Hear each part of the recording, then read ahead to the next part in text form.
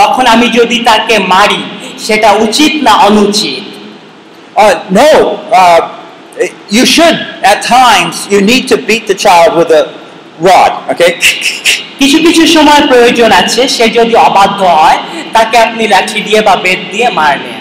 You read the book of Proverbs and you'll see. আপনি যদি হিতোপদেশ পড়েন তাহলে দেখতে পাবেন এই কথাই বলা আছে। But let me just say that there's certain parameters, things that we need to be careful of. কিন্তু সেইটা করার আগে কিছু বিষয় আছে যেগুলো আমার চিন্তা করে নেওয়া দরকার। First of all, I would not beat a child if I did not clearly instruct him before.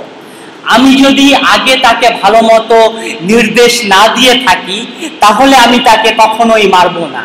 Say for example, he's over in the next yard, he's playing with something and the neighbor's all upset.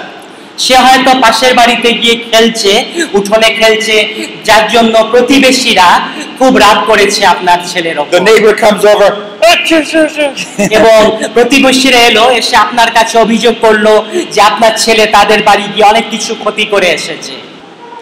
Well, if I never told the child not to go over there, আমি যদি আমার ছেলেকে কখনো না বলে থাকি যে প্রতিবেশীর বাড়ি যেও না, and you might differ than me, but I don't think that would be proper to, use a cane to beat him.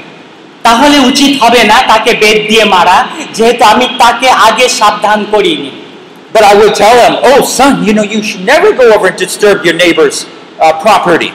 কিন্তু আমি তাকে বলবো যে তোমাকে তো আমি বলেছিলাম প্রতিবেশীর বাড়ি গিয়ে তার কোনো সম্পত্তির ক্ষতি করবে না। If you do that again, I'm going to have to use that cane on you 4 times. এবং আমি তখন তাকে বলবো আজকে বলে দিলাম, কিন্তু এর পরে যদি কখনো গিয়ে প্রতিবেশীর ক্ষতি করো আমি কিন্তু তোমাকে বেত দিয়ে 4 বাড়ি দেবো।